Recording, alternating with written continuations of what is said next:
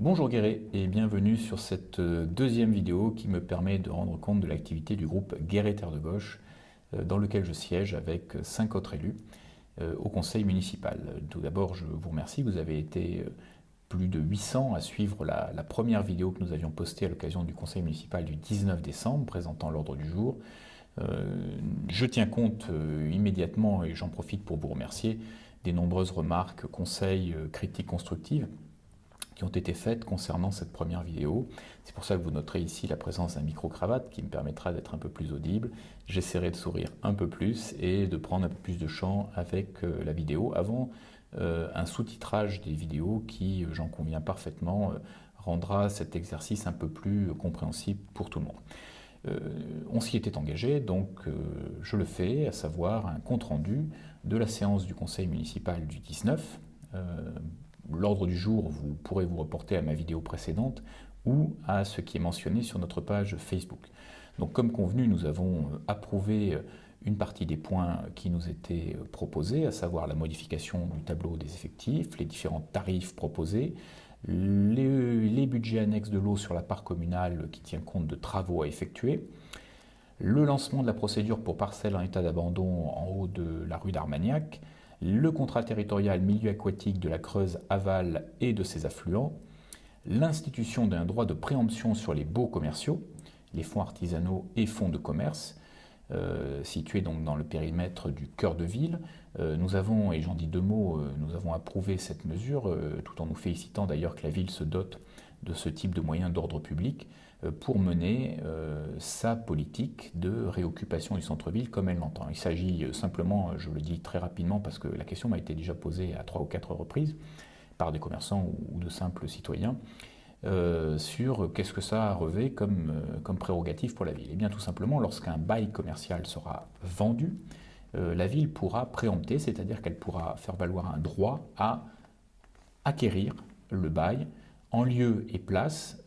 d'une personne qui aurait pu être visée. Pourquoi fait-elle cela? Tout simplement pour pouvoir diriger le type de commerce qui pourrait s'installer dans ce cœur de ville et par exemple éviter un énième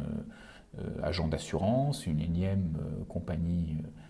d'immobilier ou une banque et au profit de commerces de bouche, d'artisanat local, de vêtements.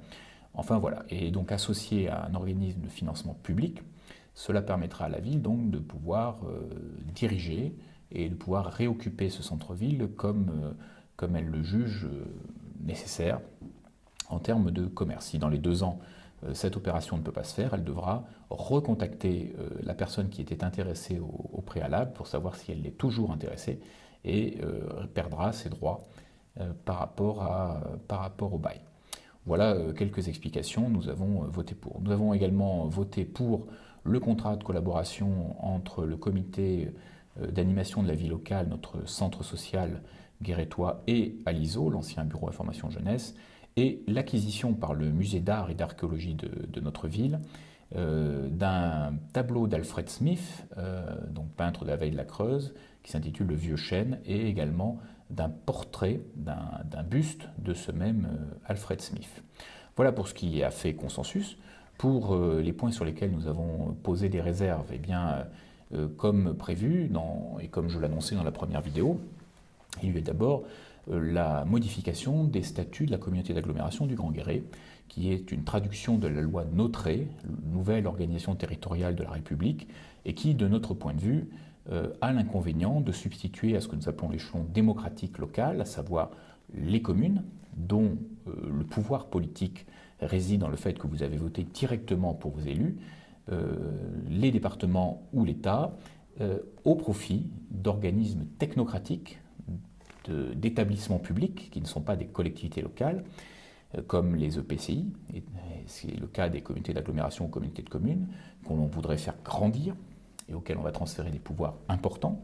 Et tout cela va dans le sens de la métropolisation autour des grandes villes françaises, des grandes régions qui n'ont plus aucune cohérence géographique et de la vision européenne. Donc nous avons fait état de nos réserves et nous nous sommes abstenus sur ces modifications en précisant que nous souhaiterions que systématiquement ces points-là qui sont abordés préalablement en comité d'agglomération soient d'abord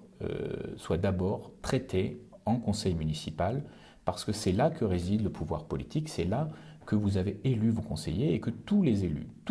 y compris l'exécutif de la com d'Aglo venant de Guéret, ont d'abord été élus dans leur commune, et un certain nombre d'entre eux à Guéret, avant de représenter quelque chose, quoi que ce soit, au niveau de la communauté d'agglomération. Bon, nous avons eu ce débat au sein du conseil, et je dois dire, je le regrette, en l'absence du président de la communauté d'agglomération qui, frappé par le cumul des mandats, avait choisi cette fois-ci d'être à Bordeaux, où se tenait une commission plénière du conseil régional, plutôt qu'à Guéret, où cette question importante pour la coopération intercommunale était traitée. Nous avons également marqué notre différence sur un autre point qui concerne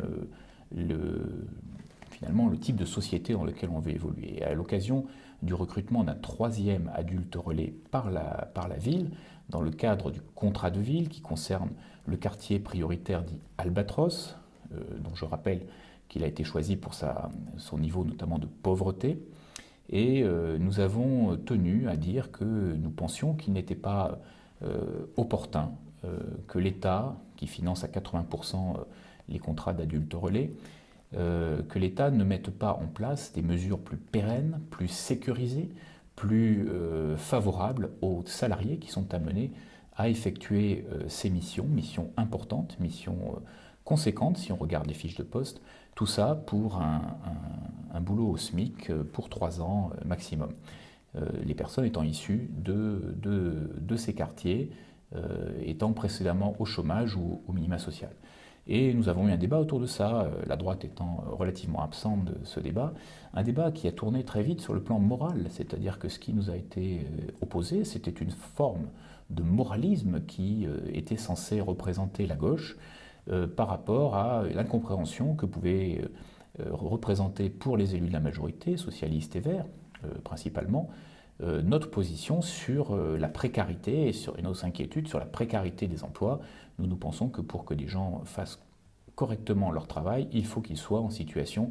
de sérénité et que pour éviter la souffrance au travail, il faut que les emplois soient des emplois pérennes, des emplois qui soient sous statut, des emplois qui permettent aux personnes qui les effectuent de pouvoir se loger, se nourrir, vivre sans avoir à se soucier, là encore, alors qu'ils travaillent, de leurs conditions d'existence. Eh bien, c'était assez surprenant, mais les arguments qui nous ont été opposés n'étaient pas politiques, ils étaient moraux. C'est-à-dire que nous avons eu affaire comme si nous avions des personnes qui se comportaient comme des membres d'associations caritatives, des dames patronesses, finalement, en quelque sorte, autour de ce type, comme si trouver un boulot, c'était déjà bien, se lever le matin, enfin des arguments de ce type que nous comprenons, mais nous pensons que ce qui fait la différence entre la droite et la gauche, c'est pas le fait de rechercher de l'emploi. La droite, comme la gauche, veut que les gens trouvent un emploi. La différence à gauche, c'est que la gauche a une exigence sur la qualité de ces emplois. Et c'est le débat que nous voulions avoir avec la majorité, mais qui a dévié parce que du fait de l'échec de leur gouvernement, du gouvernement qu'ont soutenu ces élus socialistes et verts, du fait de l'échec du président, dans de nombreux points, eh bien, la situation du travail dans ce pays a reculé. Les droits des travailleurs ont reculé. La loi El Khomri, les lois Macron ont fait reculer le Code du travail. Je vais inviter ces élus à regarder le numéro de l'Écho de mardi dernier qui précisait que la précarité était en hausse. C'est ça le résultat de leur politique. Je les invite également à lire un ouvrage de Julien Brigaut et d'Olivier Siran qui s'intitule, vous me pardonnerez l'expression, « Boulot de merde », dans lequel ils expliquent le type de grande pauvreté dans lequel l'emploi de mauvaise qualité peut placer les travailleurs dans ce pays. Et nous nous inscrivons dans la tradition normale, dans la tradition défendue par le mouvement ouvrier, d'une amélioration conséquente et progressive des types d'emploi. Ça a été le sens de ce débat et nous nous sommes abstenus parce que nous pensons que ce type d'emploi, ce type de mission doit exister, mais nous avons regretté que l'État ne permette pas mieux. Nous avons été vraiment surpris de ne pas trouver d'écho, mais il est vrai que peut-être à force d'échecs et à force de renonciation de la majorité socialiste et verte, eh bien, peut-être que leurs principes éthiques ont été mis à la hauteur de leur impuissance politique. Et de cela, il faudra tenir compte très prochainement. Voilà les éléments qui me permettent de clôturer ce compte-rendu du conseil municipal. Le prochain donc, aura lieu le 16 janvier prochain. Nous le préparerons avec Guéret-Terre de Gauche le 6 janvier dans notre local au 11 boulevard Saint-Pardoux. Je vous invite à nous y retrouver. Il sera consacré au budget et là encore, nous aurons beaucoup de choses à dire. Guéret, à bientôt et je vous souhaite à tous et à toutes de bonnes fêtes de fin d'année en compagnie de vos proches.